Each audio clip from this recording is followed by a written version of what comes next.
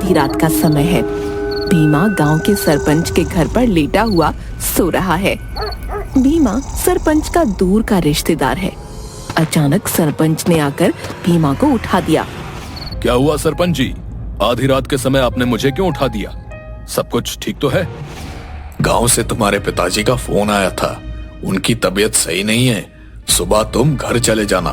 क्या पिताजी की तबीयत सही नहीं है? तो फिर मैं सुबह घर पर क्यों जाऊं?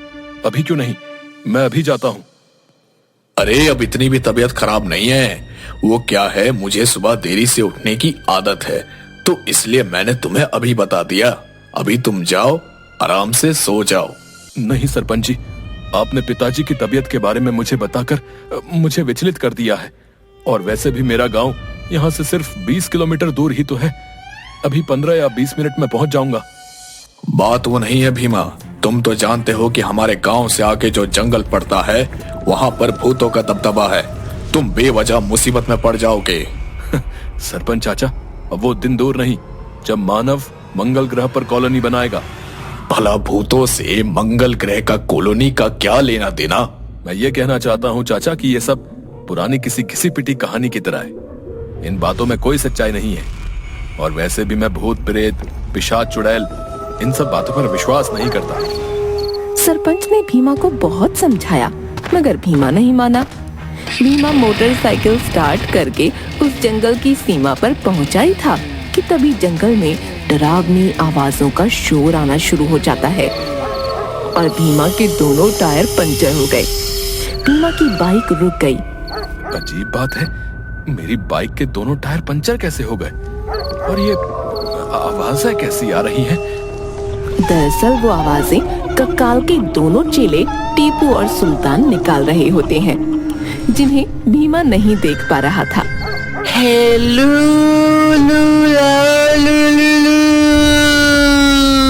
बम चिका बम बम बम चिका बम बम बम। बस करो टीपू और सुल्तान, इतनी घटिया आवाजें निकालोगे तो कुछ दिनों बाद लोग डरावनी आवाजों से डरना भी बंद कर देंगे। कोई नई आवाज निकालो। तुम भूत हो या कोई घटिया संगीतकार हैं? भूत बॉस, अब हम कोई संगीतकार तो है नहीं, हमें तो बस ऐसी ही डरावनी आवाज निकालनी आती है। लगता है तुम दोनों भी भोलू भूत की तरह निकम्मे और नाकारा हो गए हो। बस कीजिए भूत बॉस, हमारी तुलना उस भोलू निकम्मे से मत करिए। एटलीस्ट हमने भोलू से पहले आपको ज्वाइन किया है, so please give some respect. Tipu सही कह रहा है, कहा हम दोनों और कहा वो डरपोक भूत भोलू। रुकिए, देखिए हम कैसे डराते हैं इसको। भीमा अपनी बाइक के टायरों को देख ही रहा होता है कि तभी टीपू और सुल्तान डरावने चेहरे में उसके सामने आ जाते हैं। भूत? इसका मतलब सरपंच चाचा सही बोल रहे थे। इस जंगल में तो वास्तव में भूत रहते हैं। क्या तुझे पहले से नहीं पता था कि यहाँ पर भूत रहते हैं? तब भी तू यहाँ पर मरने के लिए चला आया। मुझे जाने दो भूत भाई, मुझे क्षमा कर दो। मैं इन बातों पर विश्वास नहीं करता था। मैं हमेशा सरपंच चाचा की बात को मजाक में उड़ा देता था। मूर्ख इंसान, जब भी भूत किसी के सामने आ जाता है तो वो इंसान दूसरों को बताने के लिए जीवित नहीं रहता। आज तो मैं तेरा अचार डालूंगा और मजे से पूरे साल इंसानी अचार खाऊंगा। भीमा बुरी तरह से डर जाता है। भीमा डर के मारे कांपते हुए अपनी मोटरसाइकिल छोड़कर वहां से भागने लगता है। मूर्ख इंसान, हम भूतों से बचकर कहां तक भागोगे? भीमा भागते हुए गांव के दो निकम्मे और बेवड़े आदमियों टिंकू और हटेला से टकरा गया। अरे सरपंच जी, आप तो ऐसे भाग रहे जैसे कि कोई शरीफ आदमी किसी लड़की को छेड़कर भागता है। और ये क्या, आपकी सफेद मूंछ काली कैसे हो गई? और आपके बाल भी काले हो गए। आपका चेहरा भी थोड़ा सा बदला बदला सब मालूम पड़ रहा है। पागल हो गया क्या? तुझे ये कहां से सरपंच नजर आता है? ये तो कोई हूर परी मालूम पड़ती है। अरे बेवड़ो, मैं सरपंच नहीं, सरपंच का दूर का रिश्तेदार भीमा हूँ। याद आ गया, तुम तो रीमा हो। रीमा नहीं, भीमा, भीमा।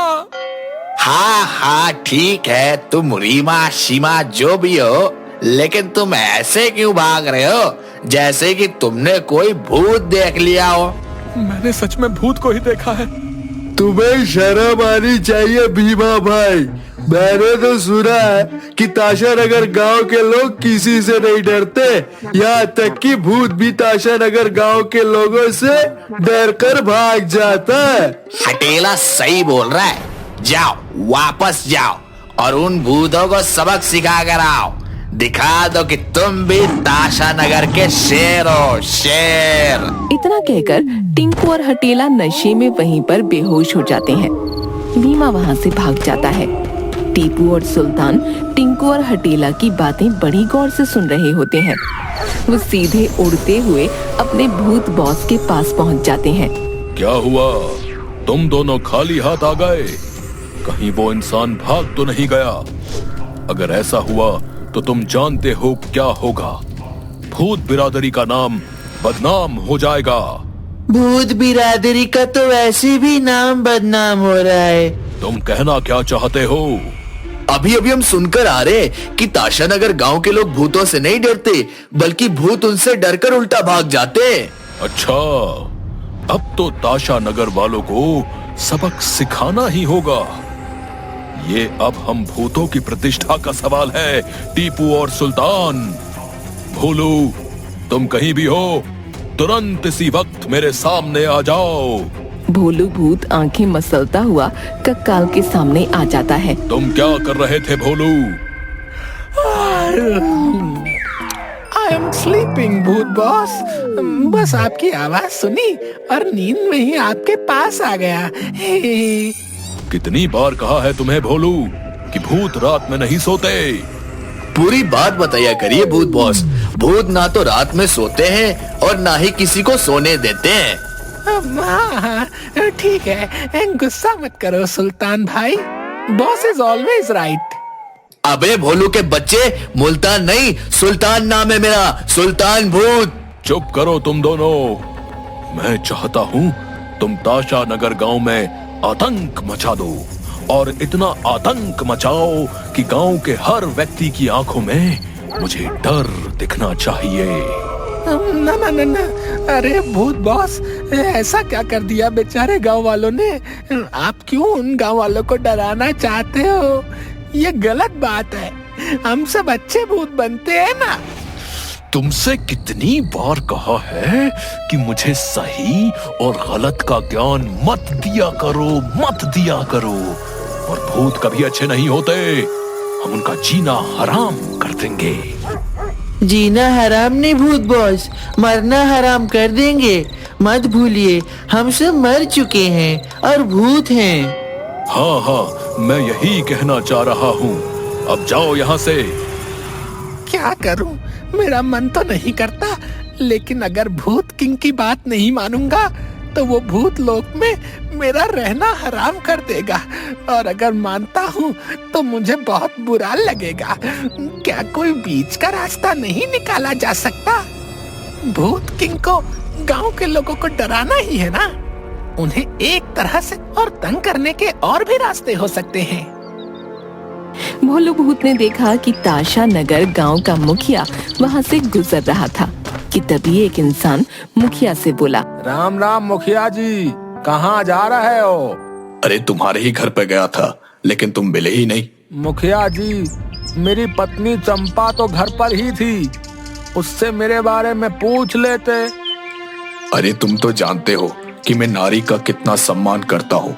मैं अपनी पत्नी के अलावा किसी और को नहीं देखता, ये पाप है। आज के कलयुग में आप जैसे महान व्यक्ति कहाँ मिलते हैं मुखिया जी। इतना कह के मुखिया वहाँ से चला जाता है। तभी भोलू भूत ने देखा कि उस इंसान की पत्नी चंपा वहाँ पर आ जाती है। अरे चंपा, तुम्हें पता है हमारे घर पर मुखिया जी आए थे, लेकिन मुझे मौजूद न पाकर वापस चले गए। मुखिया जी के बारे में तो सभी जानते हैं जी कि वो अपनी स्त्री के अलावा किसी भी पराई नारी पर नजर नहीं डालते। अच्छा, मैं खेत में काम करने जा रही हूँ। क्यों ना आज थोड़ी शरारत की जाए, मजा आएगा। चल भोलू, हो जा शुरू। इन दोनों ने तो मेरा काम आसान कर दिया। भोलू भूत ने तुरंत मुखिया का रूप धारण कर लिया और चंपा के पीछे पीछे चलने लगा। एक्सक्यूज मी डियर, अरे कहाँ जा रही हो चंपा रानी? मुखिया जी, आप मुझसे बातें कैसे कर रहे हैं? मैं तो तुमसे ही बात करने के लिए तो तुम्हारा पीछा करते करते यहाँ तक आया हूँ चंपा जी। आपका तो दीवाना हो गया हूँ मैं। लेकिन मैंने तो अभी तक यही सुना था कि आप किसी पराई नारी पर नजर नहीं डालते। बिल्कुल सही कहा तुमने चंपा, लेकिन जब से मैंने तुम्हें देखा है मैं तुम्हारा दीवाना हो गया हूँ। और तो और मैंने तुम्हारे लिए एक नया गाना भी बनाया है। तुम कहो तो मैं तुम्हें सुना देता हूँ। ये कैसी बातें कर रहे हैं आप? आपको शर्म नहीं आती मुझे बीच रास्ते में छेड़ते हुए? अरे वो पुरुष ही क्या जो स्त्री को ना छेड़े। चलो अब गुस्सा छोड़ो, गाना सुनो। जरा नजरों से कह दो जी, निशाना चूके न जाए। जरा नजरों से कह दो जी। तेरी हिम्मत कैसे है मुझे देखकर इतना घटिया और पुराना गाना गाने की? अरे गाना ही गाना था तो डिस्को दीवाने गाता ना, हरामखोर बूढ़े। लगता है इस गांव की स्त्रियों में बड़ी जान है। पता नहीं कौन सी चक्की का आटा खाती है। अगर हकीकत में मुखिया को ये डंडा पड़ जाता तो उसका तो काम तमाम हो जाता। तभी भोलू भूत ने देखा कि गांव की दो स्त्रियां आपस में झगड़ा कर रही होती हैं। एक विमला के बगल में 15 वर्षीय लड़का खड़ा हुआ होता है जो कि बहुत काला है। देख रूपा, तुझे मैंने कितनी बार कहा है कि मेरे मुन्ने को हाथ मत लगाया कर। ये कैसी बातें कर रही हो विमला भाभी? मैंने तो तुम्हारे बेटे को हाथ भी नहीं लगाया। मुन्ना बता रहा था तुमने उसके सर पर थप्पड़ मारा है और मेरा मुन्ना कभी झूठ नहीं बोलता। अगर मेरे मुन्ने को कोई भी हाथ लगाता है तो मेरा खून खौल उठता है। अरे 2 बार तो मैं अपने पति तक को पीट चुकी हूँ। आपको गलतफहमी हुई है विमला बहन। ये मेरे आंगन में लगे हुए अमरूद के पेड़ से अमरूद तोड़ रहा था तो मैंने इसके सर पर मामूली सा हाथ मारा था, वो भी बड़े प्यार से। आइंदा ये हरकत मत कर लेना। मेरे बेटे की जब तक मर्जी होगी तब तक वो तुम्हारे घर पर खेलेगा। मत भूलो मेरे पति ने तुम्हारे पति को 10,000 रुपए उधार दिए थे। अगर मेरे बेटे का खेलना तुम्हें अपने घर पर इतना ही बुरा लग रहा है तो 10,000 रुपए मुझे वापस कर दो। ये कैसी बातें कर रही हैं आप? भला मुन्ना के खेलने से मुझे क्या एतराज हो सकता है? जा मुन्ना, शाम तक खेलना और चाची के आंगन में जो पेड़ लगा है ना वहाँ से अमरूद भी तोड़कर लेकर आना। मुन्ना सीधे रूपा के घर में घुस जाता है। भोलू भूत के दिमाग में एक नया विचार आता है। भोलू भूत ने तुरंत रूपा का रूप धारण कर लिया और घर पर पहुंच गया। मुन्ना अमरूद तोड़ने की कोशिश कर ही रहा होता है कि तभी भोलू भूत रूपा के रूप में उसके सामने आ जाता है। क्या कर रहा है तू? दिखाई नहीं देता? अमरूद तोड़ रहा हूँ। मेरी माँ ने कहा है कि अमरूद तोड़ कर लाना। अच्छा, तो अब तेरी और तेरी माँ की इतनी हिम्मत हो गई कि वो मेरे ही घर आकर मेरे ही पेड़ से अमरूद तोड़ कर जाए। ज्यादा मत बोलिए चाची, नहीं तो मैं माँ से शिकायत कर दूंगा। शिकायत तो तू जब करेगा ना जब तू यहाँ से बोलने लायक जाएगा। आई, बचाओ, आई। तो ये बात है, अब तो मुखिया जी ही फैसला करेंगे। आज मैं अपने पति के 10,000 रुपए वसूल करके ही रहूंगी। चल मेरे साथ। विमला सीधे मुखिया के घर आ जाती है और सारी घटना मुखिया को बताती है। तुम्हें अपने पति को मेरे पास भेजना चाहिए था। तुम्हें पता ही है कि मैं पराई नारी को नहीं देखता। फिर भी मैं तुमसे यही कहूँगा कि रूपा ने बहुत गलत काम किया। मैं उसके पति से बात करूँगा। अरे तू क्या बात करेगा? रंगीले बूढ़े, पहले खुद को तो देख ले। ये कैसी बात कर रही हो? अरे बस कीजिए मुखिया जी। मेरी पत्नी ने जब मुझे आपके बारे में बताया तो मुझे विश्वास नहीं हुआ। आपको मेरी पत्नी को छेड़ते हुए शर्म नहीं आई क्या? अपनी जबान को लगाम दो। अरे चिल्ला कर क्या बात करता है? पहले तू अपनी उफनती हुई जबान को लगाम दे, जो इस उम्र में फड़फड़ा रही है। शर्म नहीं आती तुझे? रिश्ते में और उम्र में तू मेरी पत्नी के पिता समान लगता है रे। ये मेरे ऊपर सरासर गलत आरोप है। अच्छा जी, कल तो बड़े रोमांटिक होकर पीछे पड़े थे। अगर तुम्हारे ऊपर ये आरोप गलत है तो अपना पैर दिखाओ। मैंने तुम्हारे पैरों पर लाठी ही लाठी मारी थी। मुखिया तुरंत अपने पैर दिखा देता है। ये कैसे हो सकता है? इनके शरीर पर तो चोट के निशान है ही नहीं, जबकि मैंने तो पूरी ताकत से लाठियां मारी थी। तभी वहाँ पर रूपा आ जाती है, जो कि खेतों की तरफ से आ रही होती है।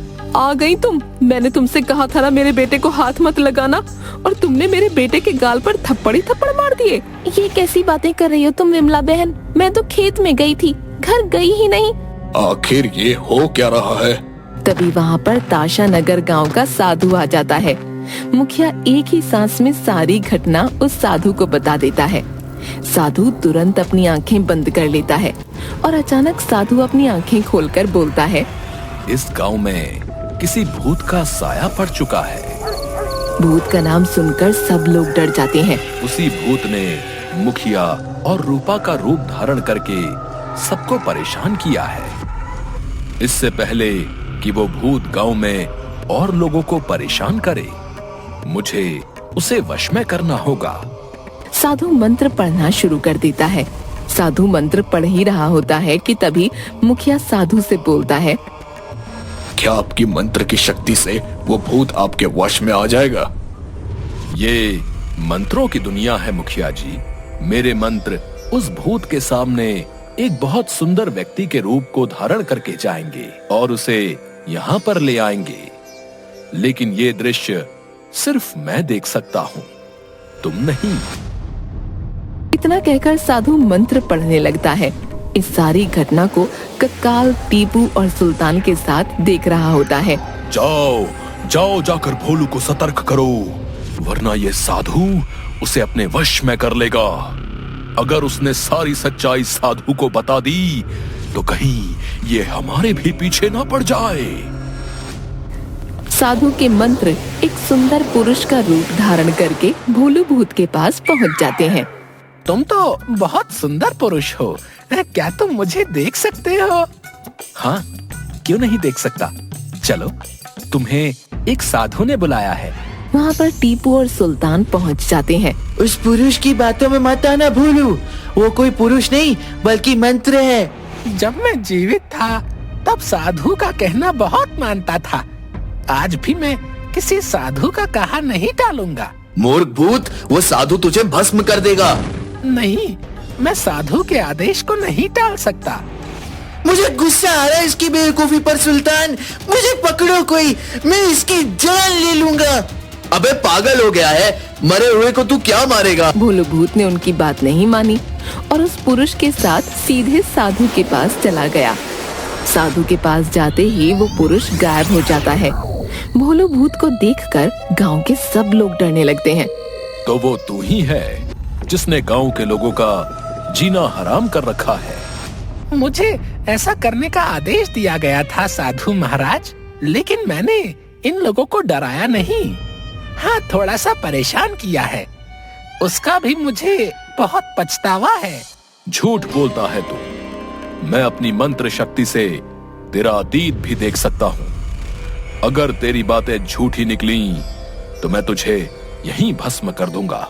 इतना कहकर साधु ने आंखें बंद कर ली, मगर कुछ देर बाद साधु आंख खोलकर बड़ी नम्रता से भोलू भूत से बोला, तुम्हारे साथ बहुत बुरा हुआ भोलू, तुम वाकई बहुत भोले हो। जाओ, इस गांव में अब कभी मत आना। ऐसे कैसे जाने दें इस भूत को? तुम सब देखते क्या हो? मारो इस भूत को। गांव के लोग भोलू भूत पर लाठी डंडे लेकर चिपट जाते हैं। भोलू भूत बड़ी तेजी से मार खाता हुआ वहाँ से भागने लगता है। कक्काल टीपू सुल्तान के साथ सर पकड़कर बैठ जाता है और बोलता है, इसका कुछ नहीं हो सकता। कक्काल की बात सुनकर टीपू सुल्तान मुस्कुराने लगते हैं।